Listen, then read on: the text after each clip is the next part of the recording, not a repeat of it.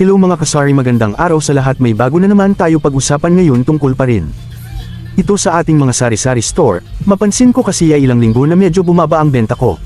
Siguro ay sa sobrang mahal na ng bilihin natin ngayon, kaya bago ang lahat, kung bago kang viewers dito sa maliit kong channel, huwag mo naman kalimutan mag-subscribe at paki-like na rin para hindi mo ma-miss out ang mga ganitong content about sari-sari store business. Ready ka na ba? Let's go! Itong resibo na ito mga kasari ay pagkalahatan na ito sa lahat ng produkto ng Chicheria. Kumbaga, kompleto sila, kasama na doon yung mga biscuits. Sila ay nagdi-deliver sa loob ng isang linggo ay 2 beses, Monday at Thursday. Ngayon naman ay napansin ko na bumaba ang aking order sa kanila. Dati kasi ay aabot ng 6 na pages na resibo ang na-order ko, ngayon ay 4 na lang na pages, kaya laki nang binagsak ng aking sales araw-araw. Ganun pa man ay tuloy pa rin ang laban.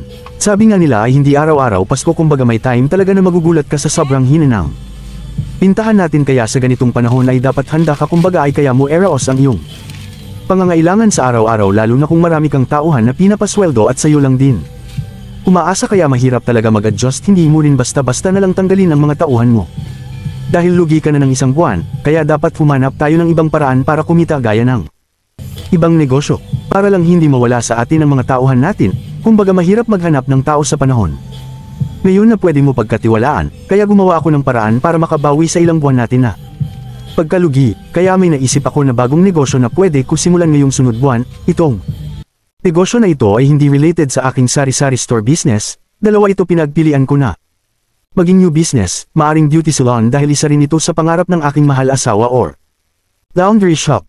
Ang laundry shop ay wala dito sa area namin, kaya isa rin yan sa target ko, kasi meron dito dati nag laundry shop, at nakita ko ang kanilang customer sobrang dami, kaya lang nangupahan lang sila noon. Tapos kinuha na ng may-ari ang pwesto nila, kaya nawala sila. Ipakita ko sa inyo ang pwesto ng aking maging new business balang araw. Sana papatok ito nang sa ganun ay marami pa tayo matulungan na walang mga trabaho. Ito pala ang area, kung titingnan nyo ay malapit lang din sa akin tindahan. Abot tanaw lang, kumbaga madali lang ito manage dahil malapit lang, kaya kahit medyo ay may kamahalan ay kinuha ko na agad. Hindi na bali magkautang-utang basta para ito sa negosyo at hindi pangluho sa sarili. Marami kasi nagsasabi sa akin baka daw hindi lumago at malugi lang. Ang sagot ko naman, okay lang yun, at least sinubukan ko at gumawa ng paraan para simulan agad. Kaya kung kayo ay may balak na magnegosyo ay simulan muna agad. Huwag puro plano lang, kailangan mo rin kumilos. Halimbawa na lang ay noong 2021 ka pa nagplano na magtayo ng negosyo at anong petsa na ngayon plano pa rin, hindi ka pa rin gumawa ng paraan hanggang sa naubos na lang ang pera na dapat mong gawing puhunan sa negosyo mo. Hindi naman masama magplano, kaya lang baka maubos ang oras mo sa kakaplano. Dapat mo nang kumilos ngayon na marami kasi sa atin ay na-stuck sa plano hanggang sa umabot na wala na ng gana dahil ubos na ang pera na dapat pang puhunan.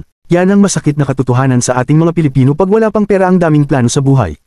Pag dumating ang pagkakataon na may pera na ay sabihin sa kanalang yan. Kaya ikaw, kung may plano ka ay simulan mo na. Huwag magdalawang isip kung sa tingin mo ay makakabuti sa iyong pamilya at para na rin sa kanilang kinabukasan. Hanggang dito lang muna ang ating topic ngayon mga kasari. Nagustuhan mo ba? Huwag mo naman kalimutan mag-subscribe at paki-like na rin para lagi kang updated kung may bago akong upload about sari-sari store business. Maraming salamat po. God bless everyone.